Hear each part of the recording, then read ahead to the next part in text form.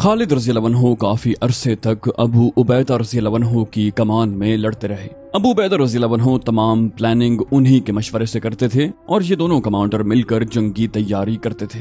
तहम उस प्लान पर अमल दरामद खालिद रज़ी अल्लाह अन्हु करवाया करते थे। 4 साल बाद उमर रज़ी अल्लाह अन्हु ने उन्हें तमाम जंगी खिदमात को छोड़कर मदीने आने का हुक्म दिया। तबरी ने इस सिलसिले में सैफ बिन उमर की रिवायत नकल की है, जो कि निहायत ही ज़ईफ रावी है और झूठी रिवायात के लिए मशहूर है। इस रिवायत से ये तासुर मिलता है कि माज़अल्लाह उमर रज़ी अल्लाह अन्हु खालिद रज़ी अल्लाह अन्हु से मुताल्लिक दिल में कीना रखते थे।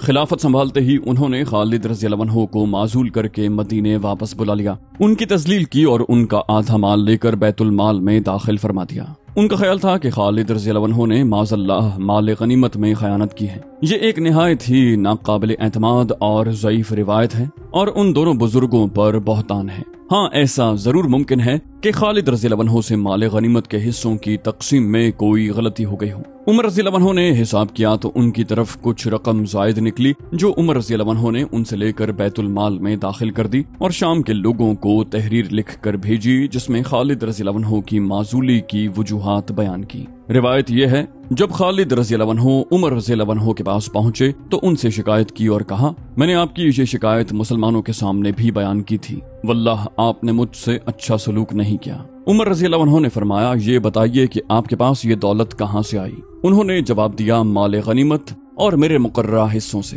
60,000 से जायद जो रकम है वो आपकी है। इस पर उमर रज़ी अल्लाह अन्हु ने उनके साजो सामान की कीमत लगाई तो उनकी तरफ 20,000 निकले। उस रकम को उन्होंने बैतुल माल में दाखिल कर दिया तो उमर रज़ी अल्लाह अन्हु ने फरमाया, खालिद वल्लाह आप मेरे नजदीक निहायत ही मौजज़ शख्सियत हैं। मैं आपको बहुत पसंद करता हूँ और आज के बाद आपको मुझसे कोई शिकायत नहीं होगी। अदी बिन सुहेल की रिवायत है कि उमर रज़ी अल्लाह अन्हु ने तमाम शहर वालों को लिख कर भेजा, मैंने खालिद को नाराजी या बददियानती की वजह से माजूल नहीं किया, बल्कि इसकी वजह यह थी कि मुसलमान उनसे मोहब्बत करने लगे हैं, इसलिए मुझे अंदेशा हुआ है कि वो उन पर बेहद भरोसा और एतमाद न करें और किसी धोखे में मुब्तला न हो जाएं। इसलिए मैंने चाहा कि उन्हें हकीकत मालूम हो जाए कि दर हकीकत अल्लाह ताला ही कारसाज है, इसलिए उन्हें किसी फितने में मुब्तला नहीं होना चाहिए। दिलचस्प बात यह है कि तबरी की ये रिवायत भी सैफ बिन उमर ही ने रिवायत की है और उन साहब की दोनों रिवायतों में तजाद मौजूद है। हमारे नजदीक ये दूसरी रिवायत ही दुरुस्त है। इस रिवायत से खालिद रज़ी अल्लाह अन्हु की माजूली की एक और वजह सामने आती है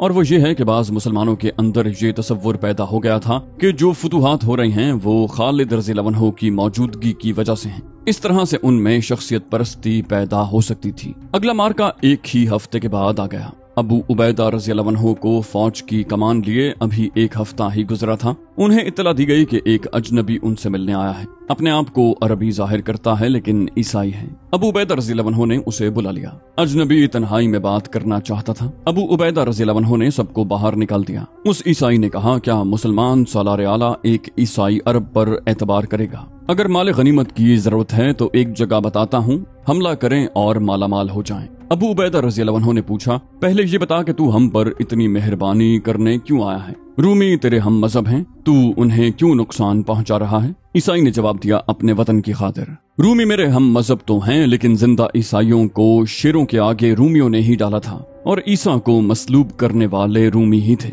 मैं उनकी शहनशाही देख रहा हूँ, ये रियाया को इंसान नहीं समझते। मैंने मफतूहा इलाकों में आपकी हुकूमत भी देखी है, आप रियाया को इंसानियत का दर्जा देते हैं। मैं रूमियों के जुल्म सितम का शिकार हूँ। मेरे दिल में सिर्फ अपना ही नहीं पूरी इंसानियत का दर्द है। मैं मुसलमान नहीं, लेकिन मैं ये तो फख्र से कह सकता हूँ कि मैं अरबी हूँ और अरब के लोग अच्छे होते हैं।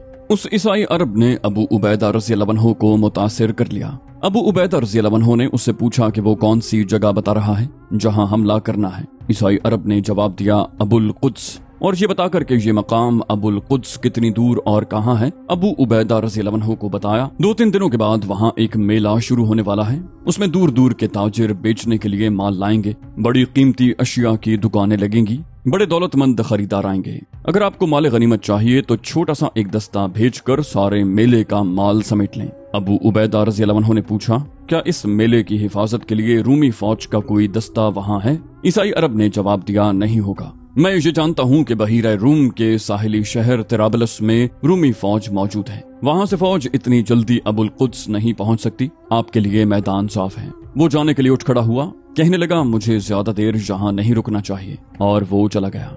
अबू उबैदा रज़ी अल्लाह अन्हु ने इस मेले को मोटा और आसान शिकार समझा। उन्होंने अपने मुशीर सालारों को बुलाया, जिनमें खालिद रज़ी अल्लाह अन्हु भी शामिल थे। अबू उबैदा रज़ी अल्लाह अन्हु ने उन्हें तफसील से बताया कि ईसाई अरब उन्हें क्या बता गया है। अबू उबैदा रज़ी अल्लाह अन्हु ने कहा, ये माल गनीमत हाथ से जाना नहीं चाहिए। अबुल कुद्स दुश्मन का इलाका है और उस दुश्मन के साथ हमारी जंग है। जंग की सूरत में मेले पर हमारा छापा जायज है, इससे रूमियों पर हमारी धाक बैठ जाएगी। अबू उबैदा रज़ी अल्लाह अन्हु ने बारी बारी सबको देखा और कहने लगे, तुम में से कौन इस छापामार कार्रवाई के लिए जाना चाहता है? अबू उबैदा रज़ी अल्लाह अन्हु की नजरें खालिद रज़ी अल्लाह अन्हु के चेहरे पर ठहर गईं। नजरें जमा लेने का मकसद यही था कि खालिद रज़ी अल्लाह अन्हु अपने आप को इस छापे के लिए पेश करेंगे, लेकिन खालिद रज़ी अल्लाह अन्हु इस तरह खामोश बैठे रहे जैसे इस काम के साथ उनका कोई ताल्लुक ही न हो। जाहिर है अबू उबैदा रज़ी अल्लाह अन्हु को खालिद रज़ी अल्लाह अन्हु की खामोशी और बेरुखी से बहुत मायूसी हुई होगी। उन्हें ये ख्याल भी आया होगा कि खालिद रज़ी अल्लाह अन्हु का ये रवैया उनकी माजूली का रद्द अमल है। वहाँ एक नौजवान भी मौजूद था, उसके चेहरे पर दाढ़ी अभी अभी आई थी। ये नौजवान बोल उठा, मैं जाऊंगा। ये फैसला सालारे आला करेंगे कि मेरे साथ कितनी नफरी होगी। अबू उबैदा रज़ी अल्लाह अन्हु ने कहा, क्या तू अभी कमसिन नहीं इब्ने जाफर? और एक बार फिर खालिद रज़ी अल्लाह अन्हु की तरफ देखा, मगर खालिद रज़ी अल्लाह अन्हु ला ताल्लुक बैठे थे।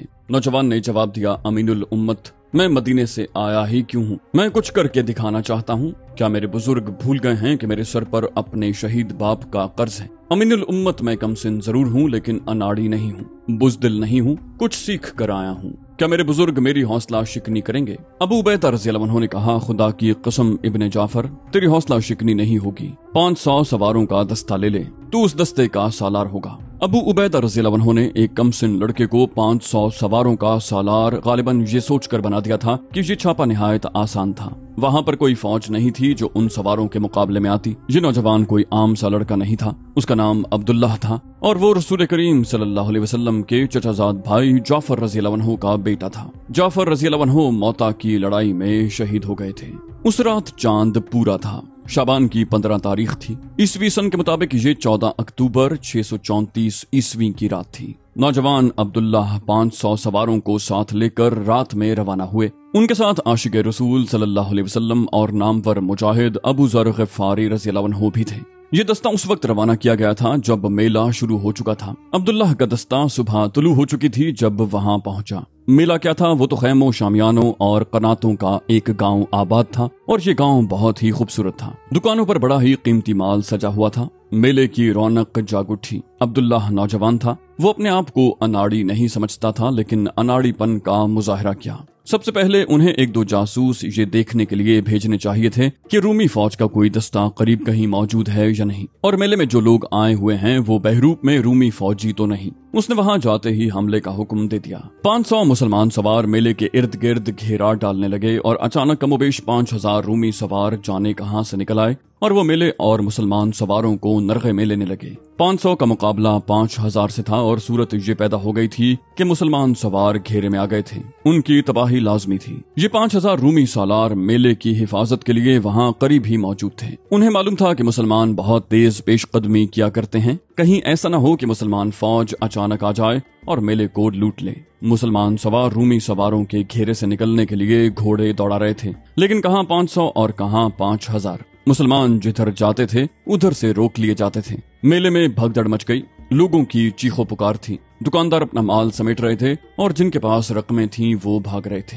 कई एक घोड़ों तले कुचले गए थे। मुसलमान हर मैदान में कलील तादाद में लड़े हैं, इसलिए उन्हें अपने से कई गुना ज्यादा लश्कर से लड़ने और फतहयाब होने का तजर्बा था। उन्होंने 500 की तादाद में 5000 का घेरा तोड़ने की कोशिश की, लेकिन कामयाबी की कोई सूरत नजर न आई। उन्होंने किसी की हिदायत के बगैर ही अपने आप को गोल तरतीब में कर लिया और रूमियों का मुकाबला करने लगे। अब्दुल्लाह लड़ सकता था, इस खतरनाक सूरत हाल में अपने सवारों की क़यादत नहीं कर सकता था। वो सिपाहियों की तरह बेजिगरी से लड़ रहा था। अबू ज़र ग़िफ़ारी रज़ी अल्लाह अन्हु भी जान पर खेल कर लड़ रहे थे। तमाम सवार आगे बढ़ कर रूमियों पर हमले कर रहे थे और रूमियों के हमले रोकते भी थे। उनकी गोल तरतीब इस तरह थी कि सबके मुंह बाहर की तरफ थे, यानी उनका अकब था ही नहीं जिस पर दुश्मन के हमले का खतरा होता। रूमियों ने जब मुसलमानों को इस अनोखी तरतीब में देखा तो वो सटपटाए और आगे बढ़ने में मोहतात हो गए। लेकिन उनकी तादाद 10 गुना थी और वो लड़ना जानते थे। उनके मोहतात होने से सिर्फ ये फर्क पड़ा था कि मुसलमानों की तबाही थोड़ी सी देर के लिए मुलतवी हो गई थी।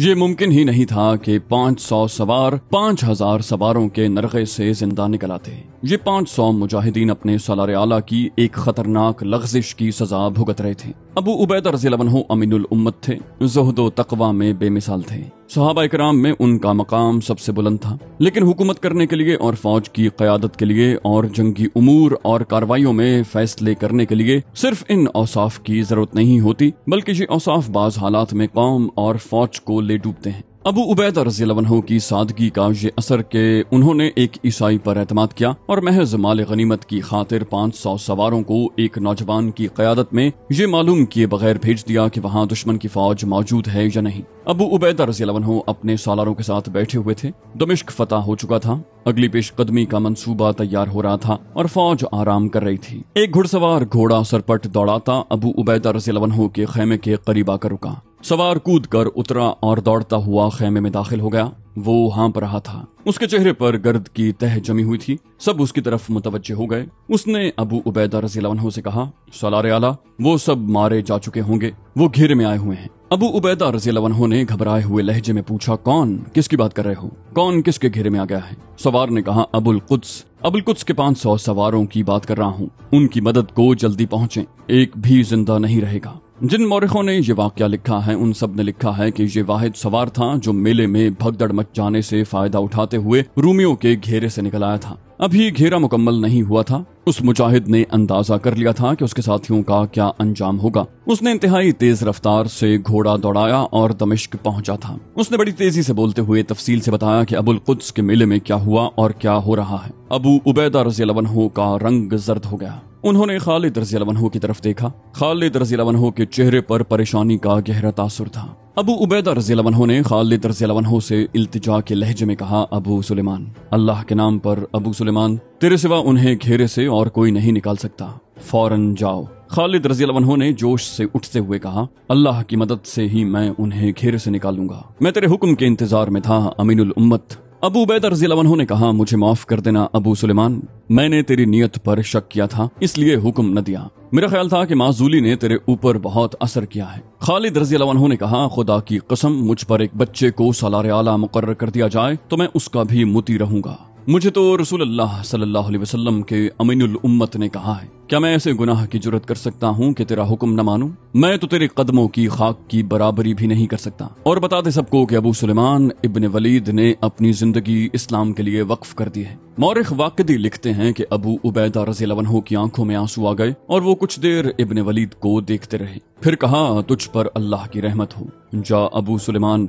अपने भाइयों की जाने बचा। तारीखों में ऐसी तफसीलात नहीं मिलती कि खालिद रज़ियल्लाहु अन्हु अपने साथ कितने सौ या कितने हजार सवार लेकर गए थे। बाकी हालात मुख्तलिफ तारीखों में बयान किए गए हैं। खालिद रज़ियल्लाहु अन्हु ने बरहना मुजाहिद ज़र्रार बिन अज़वर को साथ ले लिया था और उन दोनों के पीछे मुसलमान रिसाला सरपट घोड़े दौड़ाता जा रहा था। खालिद रज़ियल्लाहु अन्हु और ज़र्रार तो घिरे हुए मुजाहिदीन की मदद को चले गए। पीछे अबू उबैदा रज़ियल्लाहु अन्हु की हालत बिगड़ गई।